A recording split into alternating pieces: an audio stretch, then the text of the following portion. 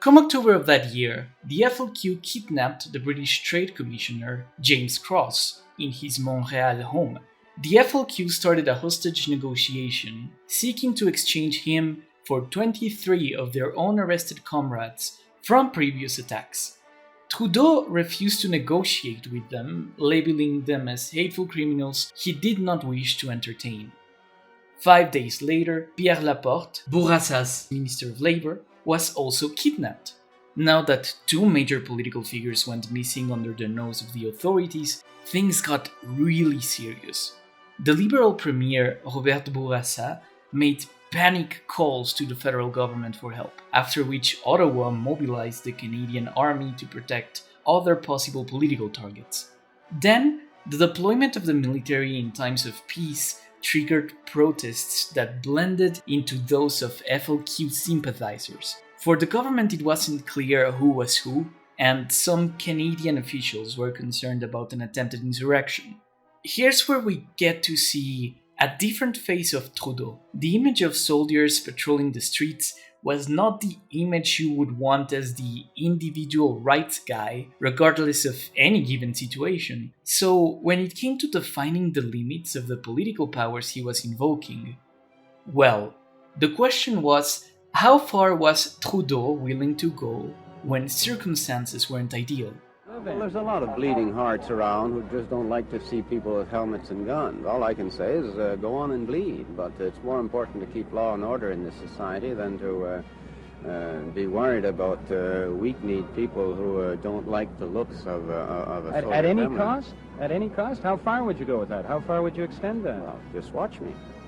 The federal government could have made many calls, but they chose to bring back a very old tool from the drawer, the War Measures Act. People blame Trudeau for the decision, but we need to keep in mind he himself hesitated to commit to it. The regional government of Quebec was pushing for this after all, and the federal government was estimating a lot of danger.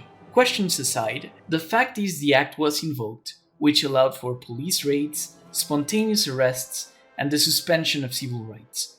While operating, they didn't arrest the FLQ though. Random people got detained for the slightest suspicion they might have been aggressive separatists. They caught famous artists, leftist figures, funny-looking hippies, and a bunch of other people they profiled as potential enemies, putting them in prison without lawyers and without contact with the outside world until the end of the crisis.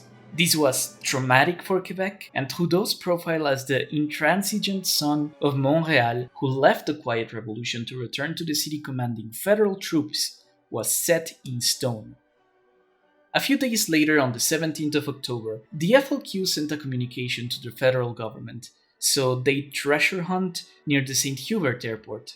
Going to the disclosed location, they found the dead body of Pierre Laporte in the trunk of a car. Political assassinations are incredibly rare in Canadian history, so this shocked the country on multiple levels. Personally, I'd argue that the Quiet Revolution changed dramatically here, and not because of a Canadian political crisis. That takes the focus away from Quebec's internal developments. Up until this point, the Quiet Revolution had been a very optimistic movement, open to independence through various means, potentially, but the October crisis changed that conversation. It discredited the idea of independence through uprising in a way that few events have done in other countries. This operation was so botched and so offensive that it gave Canada and Quebec a brief moment of unity through trauma, despite ongoing Quebecois frustrations with Trudeau. And there never has been separatist terror of this sort again.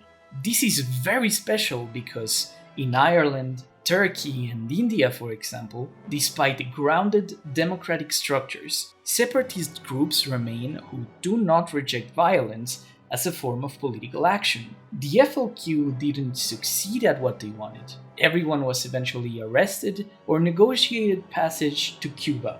James Cross was eventually rescued, and the War Measures Act was withdrawn. Bearing all this in mind, it is very special that the October crisis did not take steam away from the PQ. From 1968 onwards, they would perform increasingly well in elections, though it didn't really translate into seats. This was one of those moments where the first past-the-post voting model hit a social phenomenon, but it took less than a decade from the mid-60s onwards for Québécois voters to triple their support for separatist parties from 1 in 10 to 3 in 10. And even if this sounds small to you, keep in mind that the Liberals couldn't really win without appealing to Québécois nationalism or nationalists within their own party. Some of it was the optics around Trudeau's triggering of the War Measures Act. Trudeau and the Premier of Quebec, Robert Bourassa, did not escape the perception that they had taken advantage of the emergency powers to bully independentists. Some more of it was that despite ending the crisis, the Bourassa Liberals were still falling short of popular support for strong language legislation. Quebec might have decided it didn't want a specific path to independence after October 1970, but it still wanted to consider it. The PQ rode this wave of development into a majority in 1976, thanks to a big change in strategy.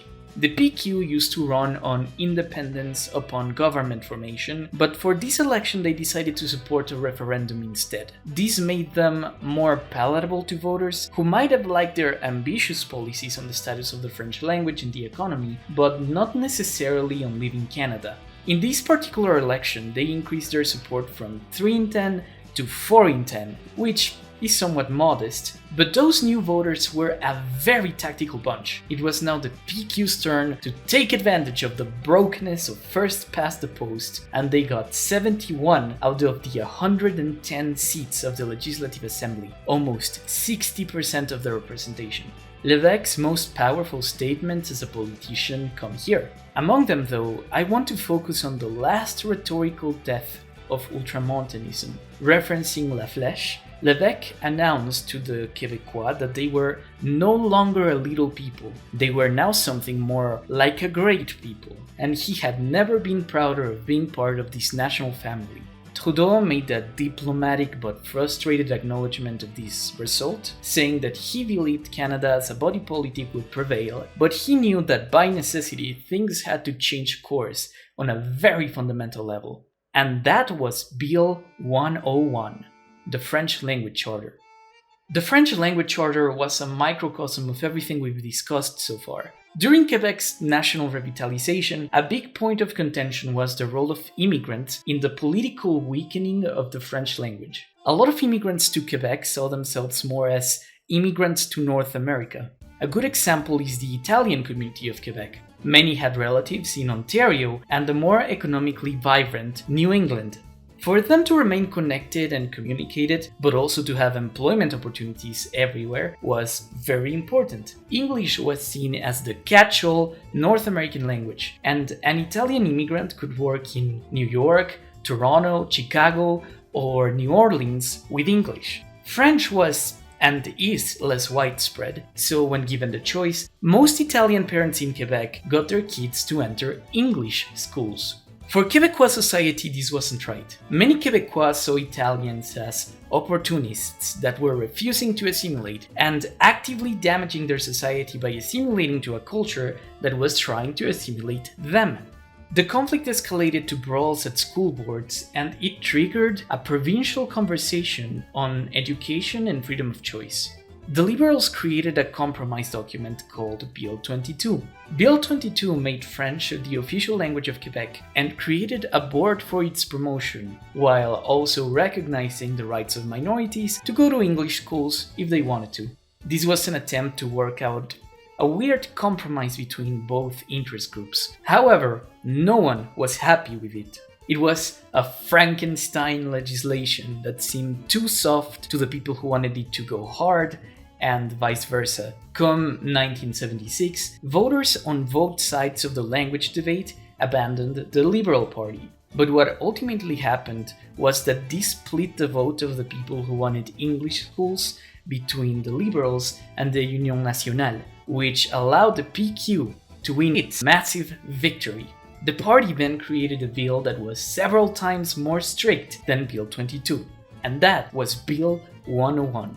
Bill 101 mandated all government correspondence be in French, it mandated all advertisements be in French, it mandated that all communications in professional environments, whether in the public or private sector, be conducted in French, and many, many more mandates in cultural promotion. English schools were dramatically downsized and given a small room to exist, namely for people who were already in them and temporary residents. For everyone else though, after passing a minimal English proficiency test, all education had to be conducted in French.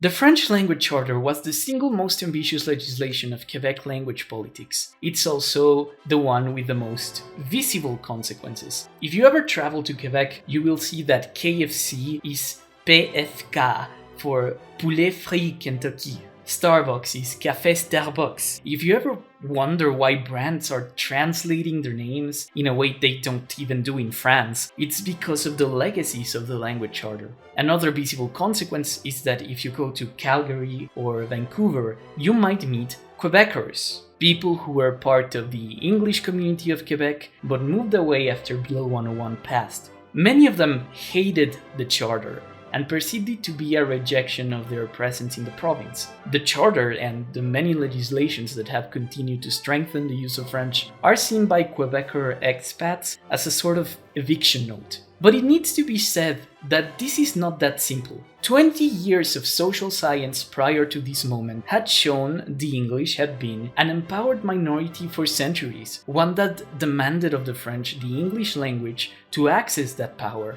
Now that it was the French language being demanded of the English just left. Think about that for a second, and how even without Britain, Wilfrid Laurier was right to say that Anglophones always had more than one home. There was no parity in the relationship, though its effects are very varied and individual experiences may be bitter for many. This is the context some English Canadian politicians may not be telling you. Many English Canadians have a legitimate feeling that they were told to learn French or leave. But understand that since the beginning of British rule and up until this very moment, Francophones were told to learn English or be a second-class citizen without anywhere else to go. This is why, even above the nationalization of hydro, Bill 101 was Lévesque's greatest achievement. Generally speaking, he had a very straight-A's record as Premier of Quebec during this term, and he built on that success for an independence referendum in 1980. The question asked to the Québécois was very indirect. It was whether they would allow the provincial government to negotiate a sovereignty agreement and an economic association with Canada, promising there would be a new vote on this agreement at a later date. Here, Trudeau's Federalist faction had found probably their greatest upset in the road to a federal, liberal Canada. One part of the country, and a very politically powerful one at that seemed to be asserting it wasn't in fact like all Canadians. Even more, it did not want to be like all Canadians. And for a while, it did look like the independentists were going to win. But they had a couple of important flops that killed that first campaign. Lise Payette, the member for the Legislative Assembly of Quebec from Dorion, Minister for Women's Status in Lévesque's cabinet, and a fierce separatist, made some politically unwise comments about housewives, using an excerpt from a children's storybook that was widespread in elementary schools at the time, meaning most people would have known what she meant. She made an analogy saying that women against independence were submissive and docile. This particular children's story starts with Yvette, a girl who is small and gentle, always finding the means to make her parents happy, and whom Payette argued was a very decent description of women against the yes vote. In particular, she stressed Yvette's, included among them the wife of Claude Ryan, the liberal leader of the opposition who was leading the No campaign. The backlash to this particular speech created a liberal-aligned advocacy group known as the Yvettes, which organized many offended women against the PQ and cost the party critical votes over a very split decision. The second flop is harder to explain, but it was delivered by the Prime Minister himself. 1 week before the vote, Trudeau solidified opposition towards the PQ with a public appearance, one that future Prime Minister Jean Chrétien considered his best, the Elliott speech in May of 1980. To a crowd of thousands just days before the vote, he announced to Ryan and his supporters that he would interpret the failure of the referendum as a mandate to renovate federalism in a way that better accommodated Quebec. This promise was wrapped, however, in a very serious accusation. As you might have gathered from the Yvette speech, the PQ wanted to position itself as adversaries to ultramontanism and its conservative principles. They sought to take the quiet revolution to its peak, and in their view, that also meant supporting independence. To be a member of this modern society also meant to want to create a new state to host it. Implicitly and explicitly, the PQ communicated that the French-Canadian collective, as a forward-looking, empowered community, had to reject Canada, and you couldn't be its member choosing one without the other. As their party began to build this kind of identity tied to language and ideas, I imagine you can see how it was open to a degree of racialization. The following segment from this speech references an anecdote, but it summarizes and deconstructs these ideas from the perspective of a supporter of Quebec in Canada. Very briefly, Trudeau said, building on an alleged conversation he had with Lévesque, "Just less than 2 days ago, I was told, Mr. Lévesque said, that Elliott is part of my name, and since Elliott is an English name, it was perfectly discernible that I favored the no vote as well, you see. I am not as much of a Quebecer as those who are voting yes. That, dear friends, is what disdain is. It means telling us that there are different types of Quebecers. It means that saying that the Quebecers for the no side are not as good as the others, and that they may even have a drop or two of offshore blood, while the people on the yes side have pure blood through their veins.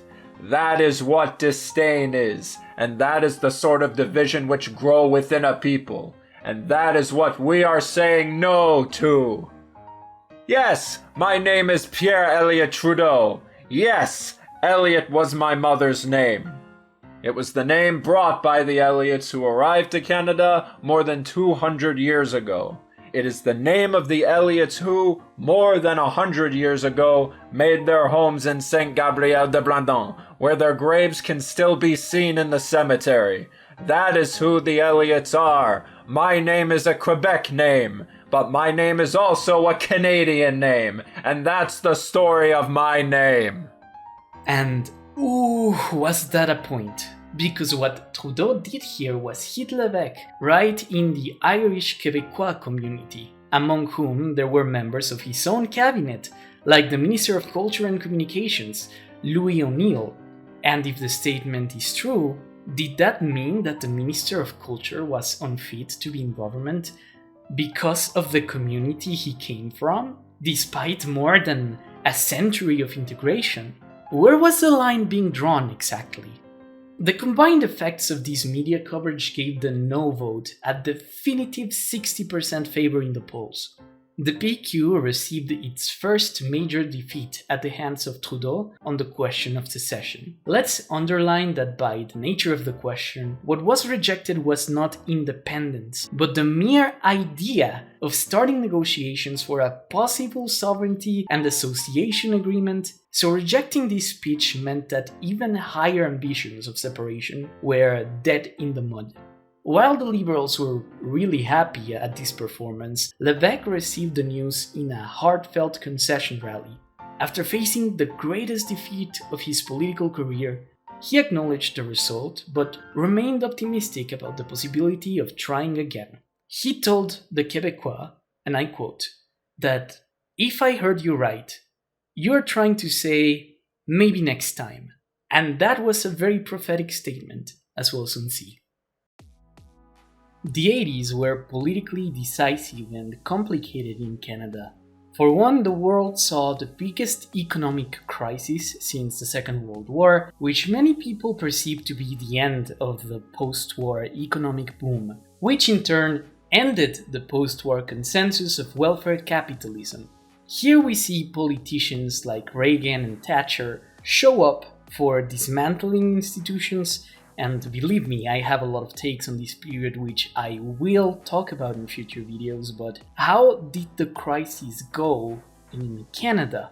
Trudeau was a long-standing politician from this era, and his Just Society project relied on a financial infrastructure that the Bank of Canada could no longer support. The 1980s global recession weakened the Canadian dollar versus the American dollar, rose interest rates and inflation, gas prices also went up because of the Iranian Revolution, and Canada faced an old demon from its history: industrial mechanization, lots of it promoted by the Liberals and their openness to free trade with the United States, disappearing thousands of jobs while unemployment rose to historical levels. Most economists will argue that the worst of the crisis lasted from 1980 to early 1983, and Trudeau just happened to be Prime Minister from 1980 to 1984. It was his job to manage the crash, and he did push Canada through it, but he also was held accountable for the dramatic collapse of living standards. Having been in power for 16 years, with a minor 8-month interruption in 1979, the public had enough. It would now be the Conservatives' try at renewing politics. Weird as that sounds, I would argue that despite being an effective manager during his last term, Trudeau's biggest success, his equivalent to Lévesque's French language charter, came from this last term. The solidified dream of a universal, national and liberal Canadian society was kick-started during these years with a document called the Charter of Rights and Freedoms. As Trudeau had stated in his Elliott speech, he would consider a failure of the no vote as a mandate from Quebec. Since they still believed in staying in Canada, Canada would reform meaningfully and accommodate them better. We'd be misjudging Trudeau if we meant he would start constructive discussions with neo-nationalists. What Trudeau was really doing was teasing his pet project, the creation of a Canadian constitution. We are not focusing on Canada-wide developments too much, but Trudeau wanted to continue Pearson's goal of making the wider Canada stop being a little people towards England. To borrow a concept from Quebecois political ideas as we've been discussing them, Canada was taking big strides to affirm their own self-governance, thanks to the efforts of many, and many of those from Trudeau himself. The state experienced a devolution of British influence and British ceremonial roles. The most important of these roles by far was the fact that Canada was still held together by the British North America Act. The document that justified the existence of Canada as an imperial possession was still in effect from the 1860s. This meant that changes to the Canadian Constitution had to be approved by the British Parliament, if even ceremonially. To this, Trudeau wanted something powerful but simple: a formal declaration of independence, a constitution, and a Bill of Rights. He wanted the patriation of Canadian legal agency, and he also wanted to establish the terms on which this agency would be built on. The drafting and negotiation of these documents is one of the great modern Canadian political dramas. Initially opposed by all premiers with the exception of those of Ontario and New Brunswick, Trudeau negotiated, traveled, and held conferences for his push. His endgame would be a Canada that was more federal than regional, and which's federation was defined in strict progressive terms. To do it, he had to challenge Alberta's desire for economic independence, for example, as they discovered large oil deposits which they wanted to be the sole profiteers of. Essentially, fighting that has been the entirety of Albertan politics ever since. But what was Quebec's role in the conversation of a Canadian constitution? Well, it's very multifaceted. The failure to win the referendum could have been a huge blow to the PQ, but once again they defied expectations and survived stronger on the other end. After an electoral redistricting and expansion of the Legislative Assembly from 110 seats to 122, and a round of provincial elections, the PQ rose to a whopping 80 seats, 65% of the Assembly, and 49% of the popular vote in 1981. In this election, the PQ finally crushed the last remnants of the Union Nationale. They wouldn't win seats ever again, and disbanded as a party before the end of the decade. 80 seats is the biggest share of the Legislative Assembly that the PQ has ever gotten. Lévesque had noticed in a way how moderation helped his party get elected, and how that even suggested a pathway towards independence. His magic formula was a combination of continuing to push for sovereignty in small but meaningful ways, making Quebec more regional, and expanding the protections of the French language, and also riding on the success of the previous PQ government while committing not to call a second referendum during this term. Of course, the PQ would eventually be punished as a party because of the global recession, as all Canadian incumbents were. But in 1981, this didn't matter yet. After all this context, let's stress two important things. 1. Trudeau's constitution had been first announced as Canada's homecoming party for a Quebec that chose to stay. 2. At this moment in time, the public supported René Lévesque as a political leader to a level that from the 90s onwards, no premier of Quebec has been able to replicate. Now, for drafting the constitution, there were three big conflicting interests. Trudeau wanted a constitution and a Bill of Rights that were binding across Canada. Most premiers wanted a degree of provincial autonomy to not become overpowered by federal law, and Quebec under Lévesque wanted this Canadian constitution to have enough wiggle room for Quebecois independence. Lévesque's condition was a simple request. Provinces that opted out of federal programs should be able to get financial compensation for it. This way, Quebec could fund and build its own institutions, maybe even with Canadian federal money. Once those institutions were in place, leaving would just be a matter of cutting a revenue stream. A simple solution to a decades-old dilemma. Overall, negotiations were very tense and incredibly informal. For most of the talks, it seemed like Trudeau's wish for a federal framework and the Premier's wish for provincial autonomy were completely incompatible. The final deal was not hashed out in the forums, but in the kitchen of the Château Laurier, the hotel where most of the premiers were staying with Trudeau and Jean Chrétien, who at this moment in time was the Attorney General. Ultimately, Trudeau realized he had to devolve power if he wanted his document through, but to tighten the arrangement, he closed the door for provinces to meaningfully abstain from federal programs as Lévesque had wanted.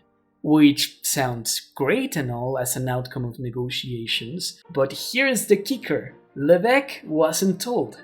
Lévesque and his delegation were staying at the Hall Inn, a hotel on the other side of the river to Château Laurier. Once the Canadian premiers gathered for breakfast after negotiations the next morning, Lévesque found out about the final constitutional act, with all signatures but his, over his plate at the table. He was given no meaningful way to object, cornered by all of his colleagues, and expected to comply. When the time came to ratify the Constitution, Lévesque made a short condemnation of the way negotiations were conducted and walked out of the ceremony. At the moment of ratification, the Canadian Constitution did not include the signature of the Québécois Premier, and it still doesn't have it. The collective political leverage of the provinces was enough to overpower Quebec, so in the end, it wasn't an obstacle to a meaningful Canada-wide application. Consider though how we started this conversation. Trudeau had sold the Constitution as a document that would make the Québécois feel at home. However, the government of Quebec was slighted and cut off from negotiations with the consent of the English-speaking provinces. The way this particular event marked Québécois public memory stands up thematically with the War Measures Act. As for Trudeau, he got his constitutional patriation and the Charter of Rights and Freedoms, both incredibly consequential. Through its drafters and all the pressure groups around it, a lot of things came to be, like the full repeal of Canadian abortion bans, the ability of Sikhs to wear turbans in the Royal Canadian Mounted Police, and the universalization of legal capability. Think about every way in which Canada is a world leader of civil liberties, and you will find some precedent to this one document. It is in many ways Trudeau's greatest legacy. Trudeau might well be, though I don't think he set himself out for it, the creator of the 21st century cosmopolitan liberal society. Canada opened its doors to international immigrants throughout the late 20th century, as many crises like the Cambodian genocide and the insurgency in Punjab displaced thousands of people. This began discussions on racism and integration, and through the Charter, all the new minorities to Canada have found ways to accommodate themselves and discuss even better ways to do it. Many societies in North America and Europe are having newfound insecurities about the place of immigrants, or if immigrants are even desirable to begin with. But this Canadian development has created a framework where most of these questions can be dealt with easily and effectively. Canadian integration, for all of its imperfections, is notoriously good compared to the rest of the world. Let's look at international terrorism in Canada, for example, and this is true in Quebec as well. In the last 60 years, you will see attacks by Khalistani independentists, Armenian nationalists, anti-Castro Cubans, but importantly, almost none of these attacks were attacks against Canada per se. They were collateral damage that happened to detonate in Canada. Despite its large and growing immigrant population, there's barely any political violence the way you could sometimes see in the United States, Germany, or France. In fact, Canada's largest problem in this sense is not its minorities, but it may be the foreign policy of its allies. However, and it must be said, the legacy of the Charter is a lot more controversial in Quebec.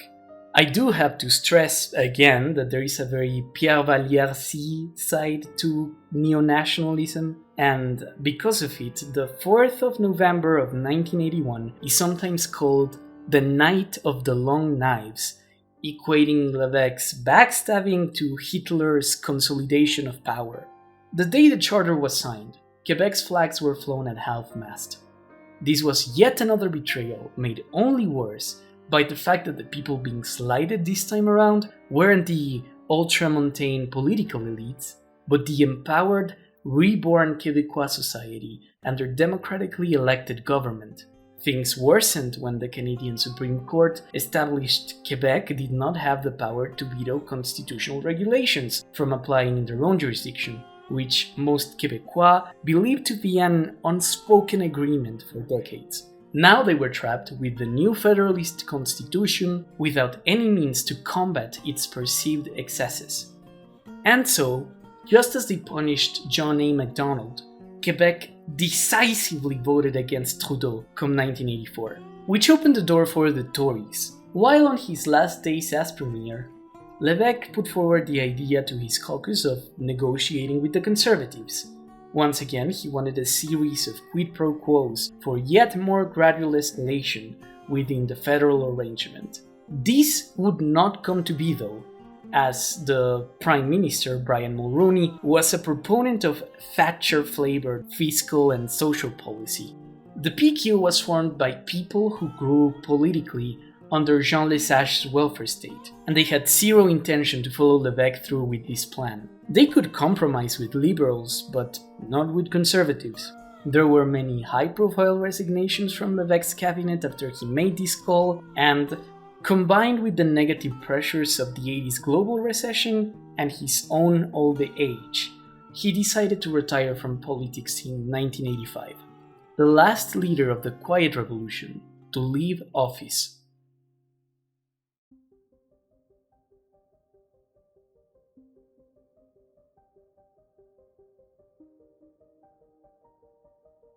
The simultaneous disappearance of Lévesque and Trudeau was earth-shaking. Most of what we've discussed for the last hour or so is a conversation defined, in great part, by their characters. influence and opinions.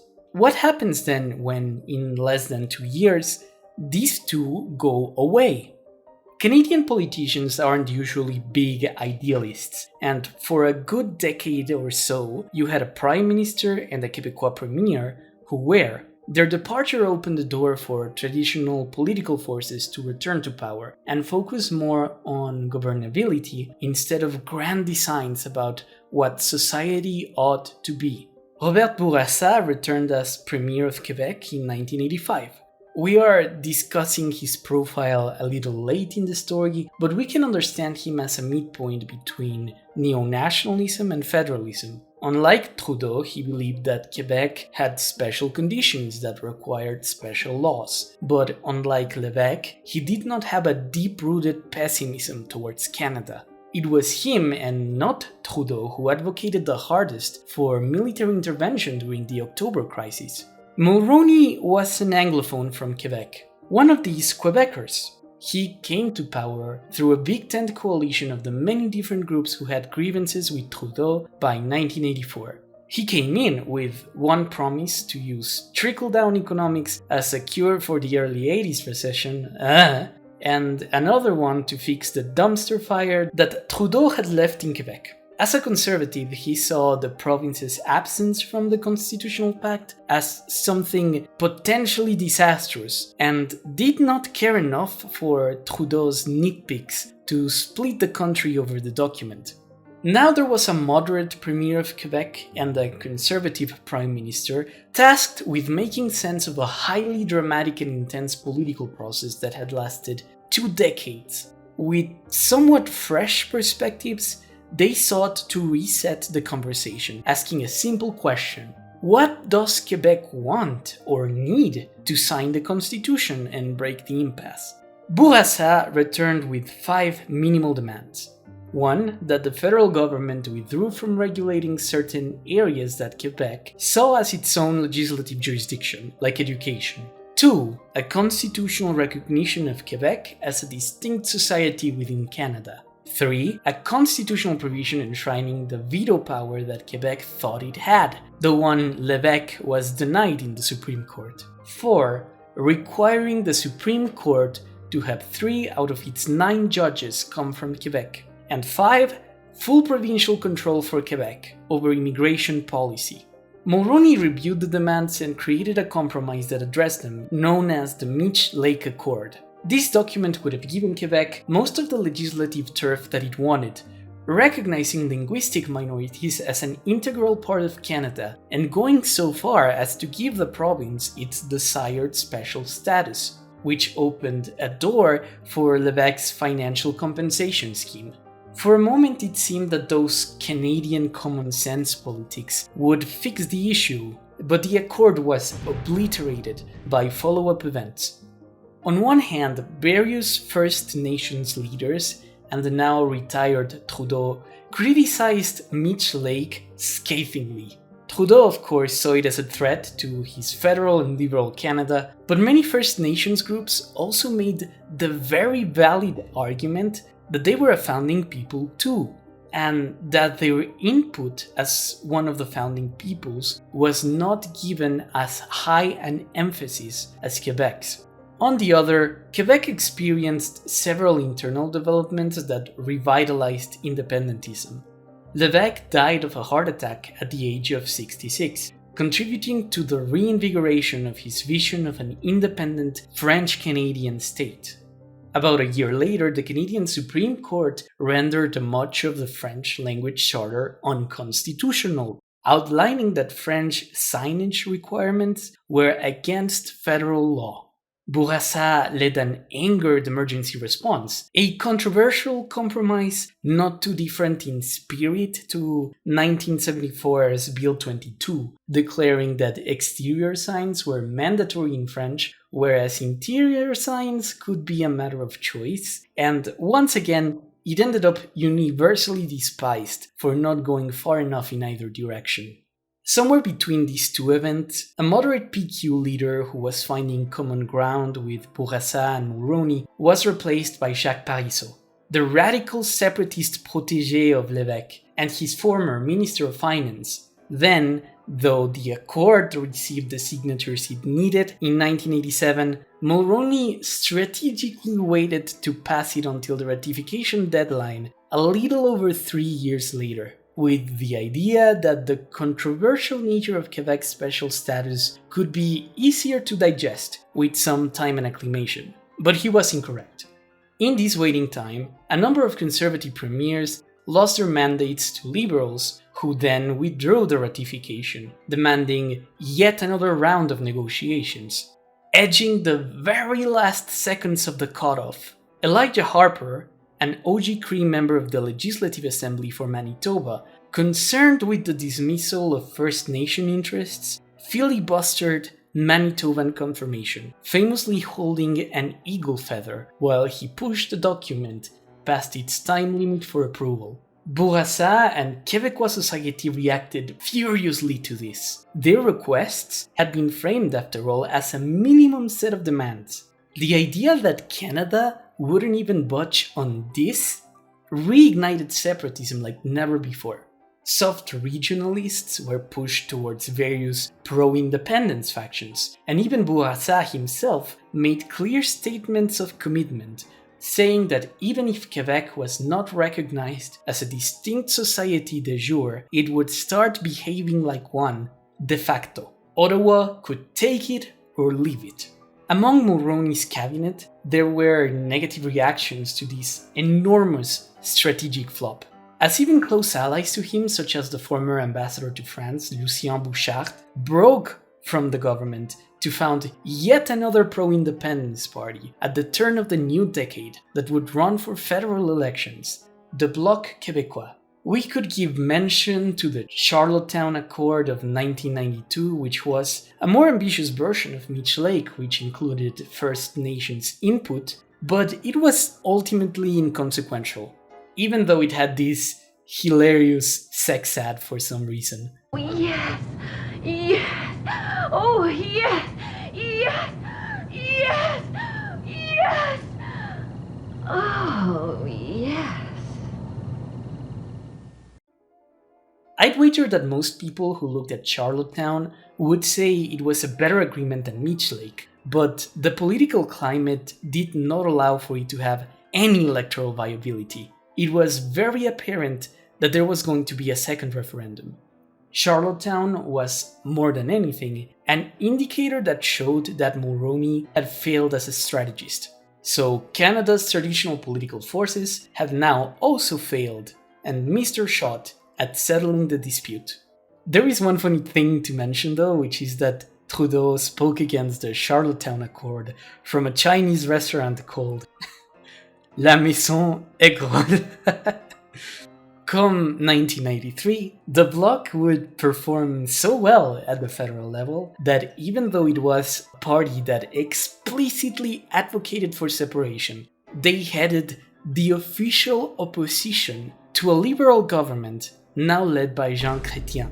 The failure to solve the constitutional controversy turned a generation of Tories into yet another government that had their tenure extinguished by not properly addressing Québécois nationalism.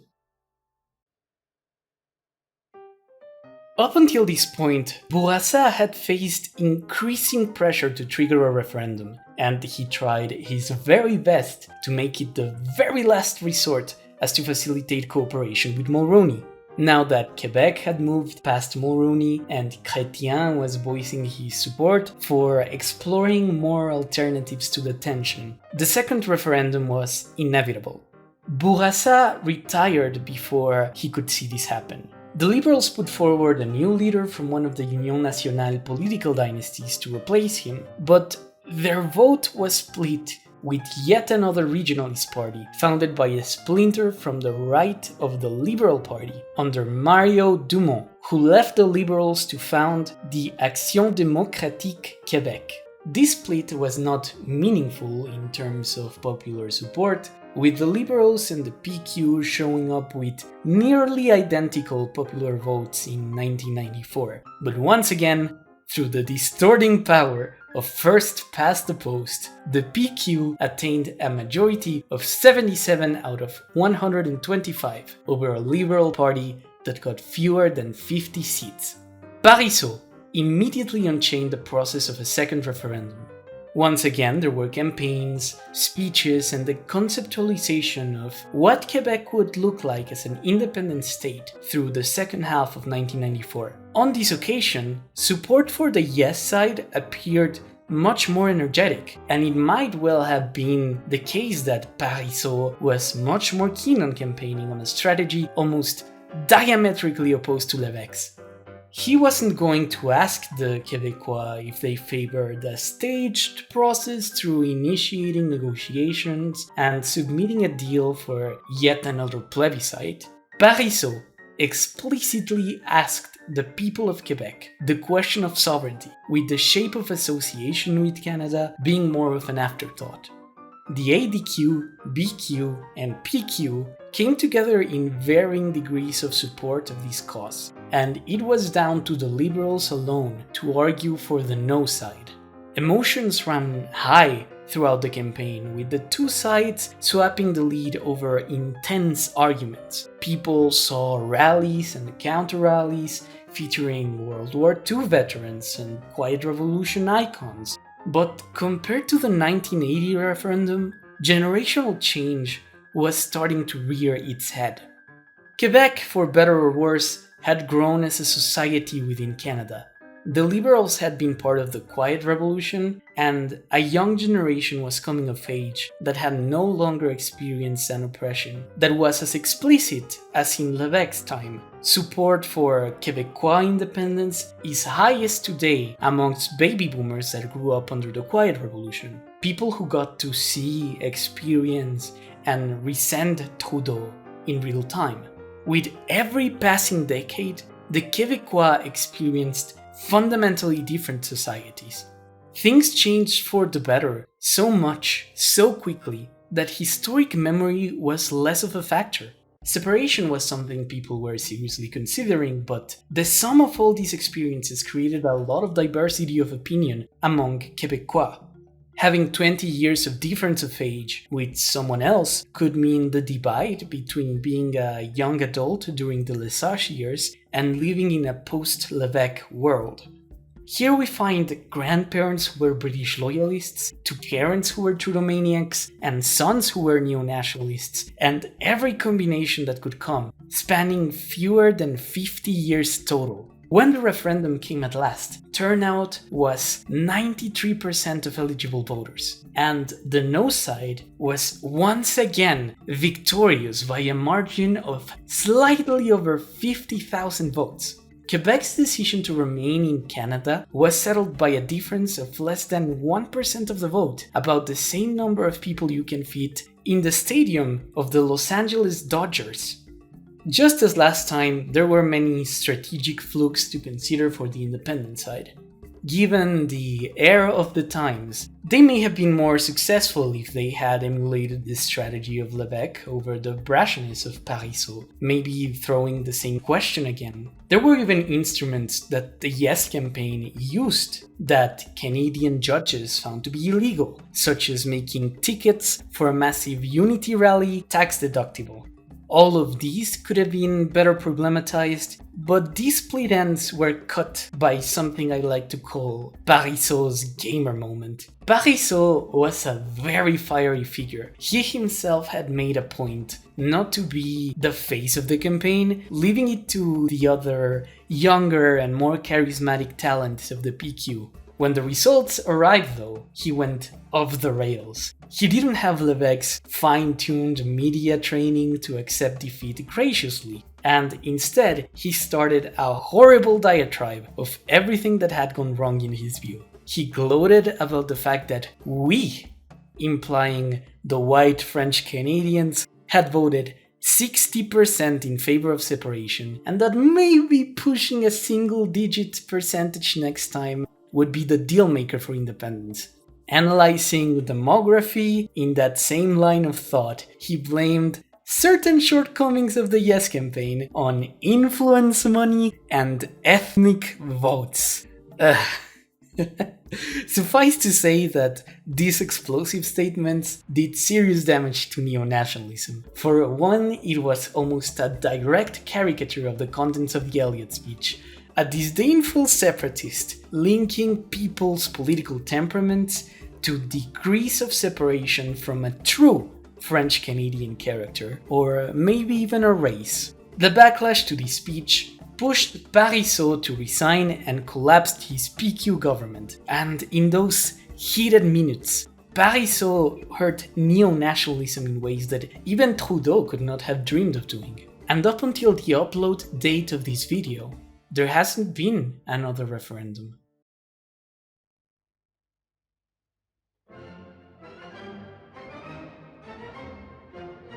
It's funny that I left you on a cliffhanger here, but well, you're gonna stay there, as it is where we are right now in the conversation of nationalism in Quebec. Lesage's quiet revolution, which wasn't necessarily opposed to federalism, has won the day in the end, just not with a final word, but simply because Quebec has other problems. During the 1990s, lots of states were thrown off by the Washington Consensus. Free trade and deindustrialization changed communities at a very material and deep level. And when Canada entered NAFTA, with Quebec along the way, revisiting the issue has just not been a priority. One of the more unknown but perhaps consequential policies of the Lévesque years was a tax deduction scheme through which citizens could make small investments in domestic Quebecois companies. This was a rather strange policy in the middle of an otherwise left-oriented government, but it was very successful in creating billions of dollars in investment capital. Through the 1990s, the province experienced a dramatic shift where university graduates left state employment to seek greener pastures in small and medium enterprises of their own. The post-globalization economy has come with its own set of challenges. Challenges that, for better or worse, have taken precedence in Quebec over the independence debate. In a way, people simply care a lot less. In recent history, Quebec has scored slightly higher in both the Human Development Index and GDP per capita than France. So the idea that independence was necessary for prosperity was shown to be demonstrably false in a naturally occurring experiment. In fact, the PQ in 2014 ran on the possibility of a third referendum, and dragging that skeleton out of the closet is widely agreed to be a big part of the reason why they lost. The cultural fire for independence has sort of passed.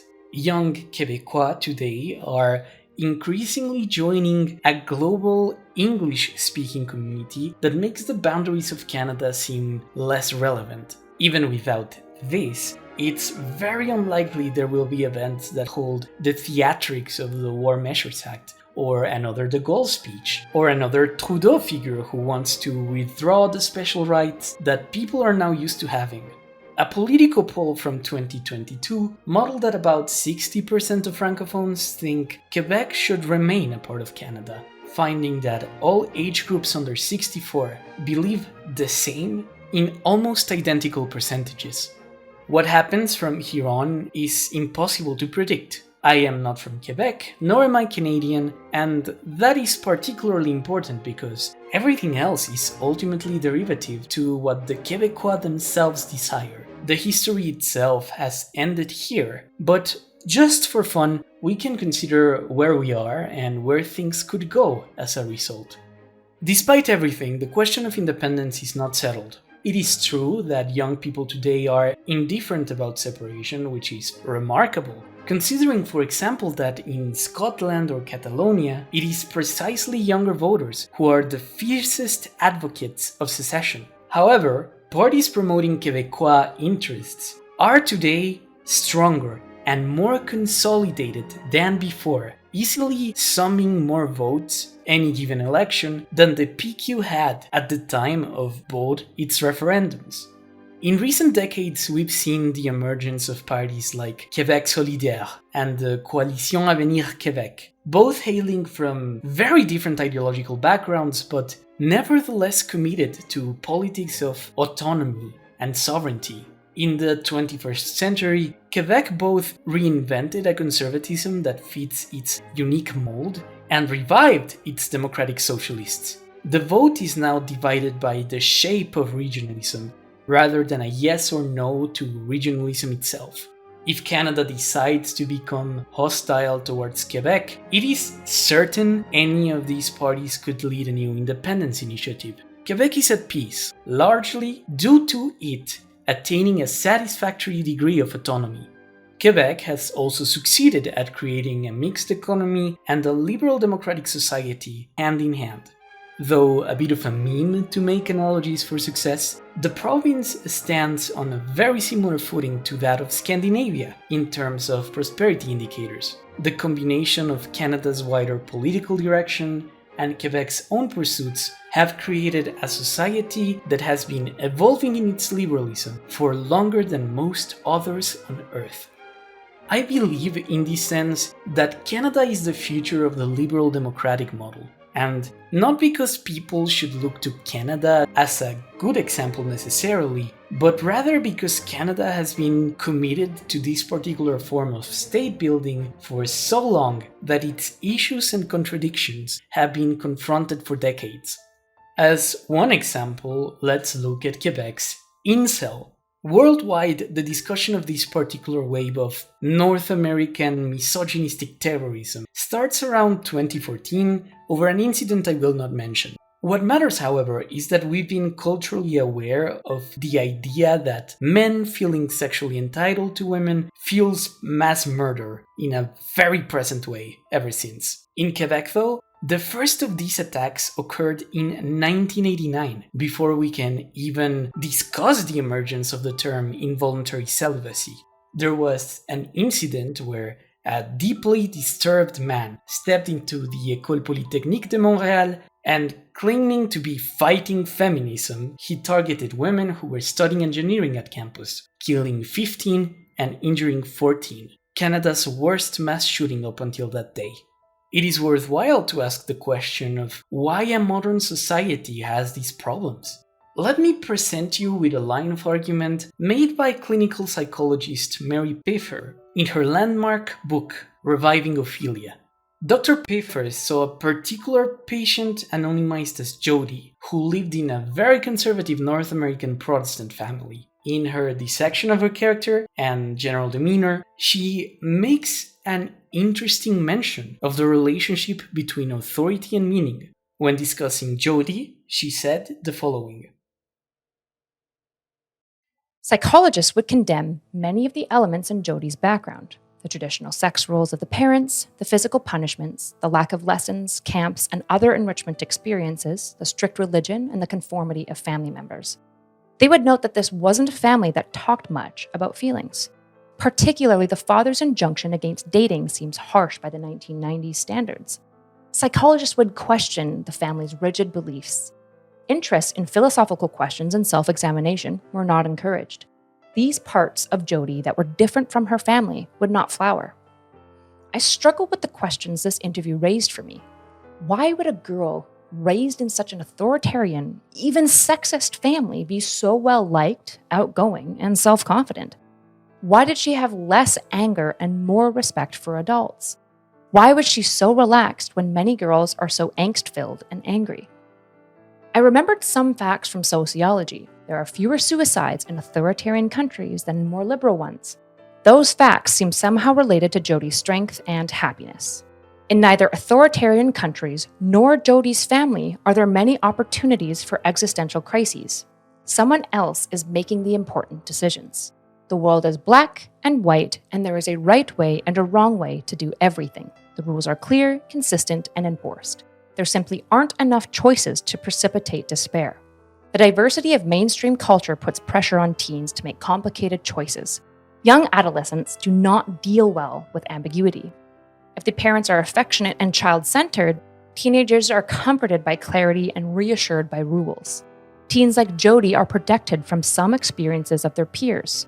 Jody had challenges that she could be expected to meet, challenges that had to do with work, family, responsibility, and sports. But there were costs. Jody's family had limited tolerance for diversity. Obedience was valued more than autonomy. Jody hadn't been encouraged to think for herself and develop as an individual. As an adolescent, Jody looked stronger than her peers, who were at odds with their families and overwhelmed by all the choices they must make. I wonder how she'll look in her mid-20s. By then, teens raised in more liberal homes may look as strong as Jody, and they may have even more creative and independent spirits. Quebec and Scandinavia alike have a lot of things going for themselves, a lot of privileges that their citizens enjoy, but they aren't societies without problems. Both have relatively high suicide and divorce rates, and their material prosperity and progress indicators can hide fractured and atomized communities that are increasingly fostering a flavor of far-right politics ever more relevant in government. To an extent, this is a consequence of liberalism. The economic principles of radical individualism have impoverished and disillusioned a lot of people who now want to return to tradition. In desperation, people are seeking alternatives that promise anything as long as it's different. In the path we've taken to build the liberal state, our concepts of community have weakened all around the world. This includes the religious, maybe not Christianity, but the fraternity that came with Christianity. Dostoevsky's revenge, we could call it. Thinkers such as Nietzsche believed that the death of God would be the opportunity for people to create their own values, but in practice, not every human being is eager or willing to do this. People are gregarious, and we're likely to look at our community for moral guidance. This becomes more complicated when, without the right faculties to create our own values, the community's guidance or even the community itself disappear. Quebec may not have a Catholic Church that could be considered as repressive as it was in the past, but like most liberal societies in the West, it has its own share of the alienated, who do not know what to do with their freedom. Let me explore what I mean, because I know it's a pretty sweeping statement. I would propose that the fundamental question of liberalism is: what are the most basic parts of a human being that exist independently from a system or a culture?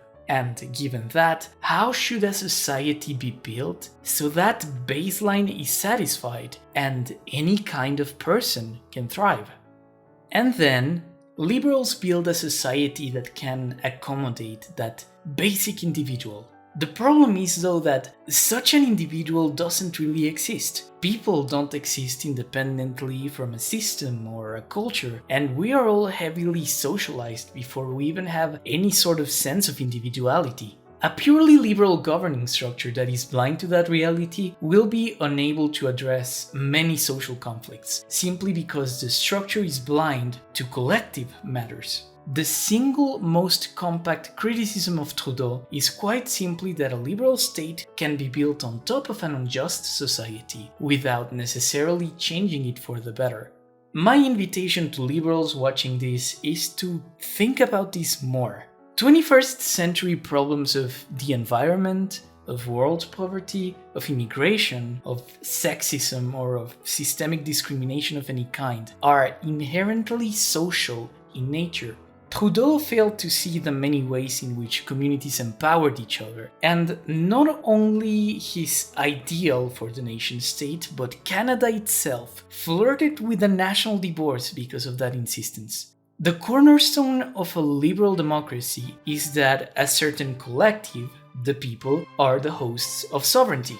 Defining the boundaries of who these people are, though, is an open question and a complicated process, though. Depending on how a group identity is defined, certain ideas are possible and others are not. Saying we're just a group of individuals is kind of insufficient. We must actively review how the societies we inherited exclude some of us from personhood and privilege others.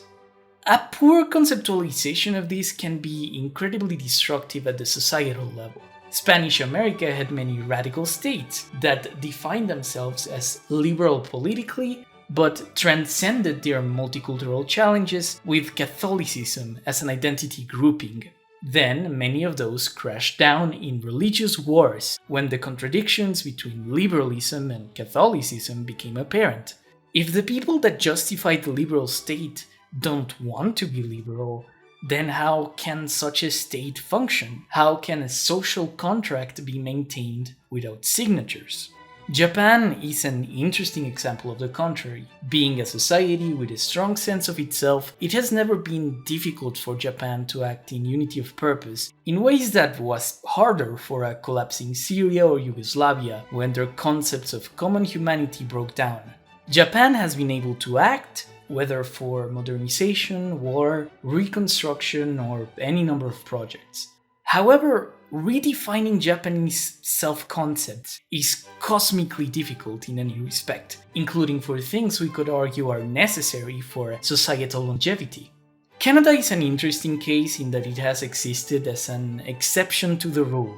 Identity is fluid in the sense that anyone could be Canadian, irrespective of background. In fact, a lot of people do become Canadian, and the conditions of Canada are such that diversity doesn't break or divide it. The way I described it once to a friend was that Canada could be compared to the bullied kids' school of Earth, and that when everyone arrived, they agreed to be friendly and tolerant of each other.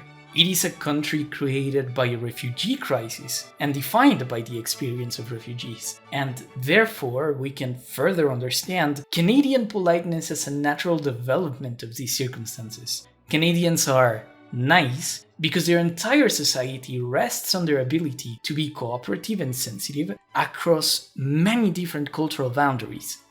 The clear advantage Canada has over a country like Japan is that Canadian society is fresh, dynamic, growing, and innovative. It has a political youth culture, it isn't facing economic stagnation or population decline. The problems diversity implies for a liberal state, mainly decided loss of a sense of common purpose, have been very well managed, at least so far. All things considered, Canada has remained in a Goldilocks zone of diversity and inclusivity. To refer back to the École Polytechnique massacre, Canada was shocked by it, but it had the tools to confront itself, institute effective gun regulations, and grieve as a culture in a way that the United States has been unable to do, with its own more lethal and far more regular mass shootings. Rather than ignoring the crisis of modernity as a problem, Canada has sought to contend with it and live with it. Can this way of doing things last, however? Canada has benefited from a comfortable geographic position, whilst their former protectors in the British Empire have turned into a declining power for reasons both self-inflicted and out of their hands. Britain may have to spend the 21st century contending with its own reality as a dying star, unable to project power the way it used to, ever again. Canada, on the other hand, will have geographic conditions that will change dramatically thanks to climate change. Trade with Europe and Asia has been mostly led through a few continental maritime routes that have been well established for hundreds, if not thousands of years. As sea levels rise, though, and more importantly as the North Pole defrosts, the top of the world will unlock a new highway in the sea, the Northwest Passage. These are the waters of northern Canada, connecting the northern Atlantic and Pacific Oceans. The amount of capital that can be made here is enormous, with the potential to halve the fuel costs of trade between Europe and Asia.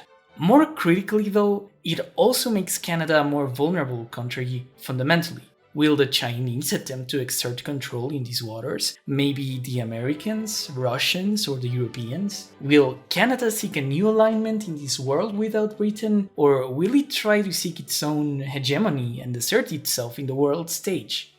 This will be the challenge for Canada, either this century or the next. And its social contract of multiculturalism will receive a stress test that will define whether it succeeds as a project and the nation-state. Canada could realistically end where it began thousands of years ago, in the waters of the Bering Strait. Settling their differences with their first minority, Quebec, will be instrumental to their continued existence as a country. Going forward, the world will be more interested in Canada and also in exploiting its weaknesses and divisions. In certain ways, this is happening right now. After looking at this discussion, I think we can conclude that nations are hard to define, precisely because there isn't a quintessential nation. Nations are large communities of belonging, and your own individual national identity is a bilateral relationship that you have with a meaningfully organized group, but something that outsiders can also ascribe to you, or at least assume of you. Nationhood at its core is a political contract, and nations are the communities that emerge from these political contracts. One reason why it's impossible to be apolitical in any meaningful sense is because the very stories we tell ourselves about ourselves are political narratives, used by those who justify the existence of borders, of power structures, and of ideas of common purpose that don't necessarily have to exist. This isn't a bad thing per se. I don't think it's possible to escape the fact that we live in communities, and that those communities are held together by particular forms of self-understanding. But ultimately, a nation emerges from a continuous narrative that we as human beings are ultimately empowered to build and expand on. As a simplified re-examination, all you needed going back to New France to access the community of belonging was being a settler or converting to Catholicism as a Native American. When the British conquered New France, French identity became tied to a particular conquered people. Without a king, the church became the de facto overarching institution of these people. But over the decades, this authority became counterproductive to set people's ability to thrive. We now find ourselves in a society where the Québécois are self-governing and free-thinking, not for a king or church or another organized power, but for themselves, after multiple reinterpretations of what it means to be from Quebec. Québécois identity is, however, not the same as French-American or even French-Canadian identity. It is something incredibly regional, and many French Canadians outside of Quebec are, by all definitions, less protected. French-speaking hospitals, schools, and services in Canada are under constant attack in other provinces because people argue that nearly nobody uses them, and accessibility for French in the rest of Canada is something that a considerable segment of the country lacks. Quebec has found its power locally, but should a nation that is grounded on the protection of French in North America allow this to happen? Should Quebec be more outward-looking, integrate further into Canada as the defender of the French-Canadian population, advocating for their language rights? Should it continue to be inward-looking and build a place in one space as the fortress that the Ultramontanes had once wanted? Despite centuries of change, these open questions remain. Quebec is in a position of both great strength and great vulnerability within Canada. They are a minority within a country, but a majority within a province. And there's a very delicate dance in this society through the balancing of their empowerment as a historically oppressed people against the temptation of being oppressive themselves. Perhaps the most damning condemnation of Quebec's separatist project is that many First Nations in northern Quebec have stated that if the province does secede, that they will leave Quebec and return to Canada. So consider that. There is a legitimate fear among many of the First Nations that a Quebecois state might self-affirm itself into a society that is somehow more oppressive than the state of Canada is towards minorities. We've not even begun to mention the issues that Quebec has with Muslims, for example, but a video on this topic will be made in time, alongside how France itself has a similar issue, so stay tuned for that as well. Let me tell you though that despite all protections and despite everything that Quebec may have done and continues to do to protect French in North America, it remains a language in decline. Their prerogative has not been fulfilled yet. Lord Durham was right about how convenience and resources facilitate a language spreading over a people. The same incentives he described in the 19th century are still in place, and no effective countermeasure has been conceptualized. If you, as an English Canadian, take a look at this very complex issue with no obvious solution and dismiss it with a simple complaint about the presence that French has in your institutions, then to an extent you are being dismissive of your country's history and failing to understand why it is the way it is in the first place. Closer to the present, you're making an insensitive judgment with a very real dilemma that matters dearly to millions of people in the country. I don't wish to reproach you or ignore your own grievances about the state of your laws, but more to invite you to have a little empathy. If Canada is to succeed as a multicultural society, it is imperative to get along with that very first neighbor. The future of Canada, with all its promises and challenges, rests on your ability to tell a better story, on your ability to keep yourselves together, heal the wounds of the past, and build on your successes in the present. Ultimately, this is what nation building is about. Both figuratively and literally, our communities are what we make of them, and then these communities make us. This is a great responsibility because we can steer things in any direction, which could prove itself to be very good or very bad. There are lots of things to be hopeful for, but to answer the question of whether Quebec counts as Latin American or not, well, through the concepts we've explored to this point, it's up to you, if you want it to be.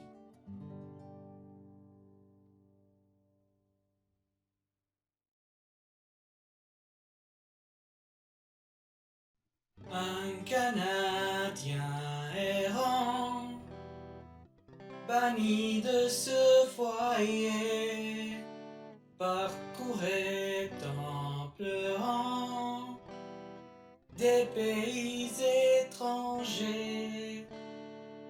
Un jour triste et pensif, assis au porte-flot, au courant fugitif, il adressa ces mots. Si tu vois mon pays malheureux, va dire à mes amis que je me souviens d'eux. Au jour si blanc d'appât, vous s'est disparu, et ma patrie, hélas, je ne la verrai plus. Non, mais en expirant, oh mon cher Canada, mon regard languissant vers toi se portera. Si tu vois mon pays malheureux, va dire à mes amis que je me souviens d'eux.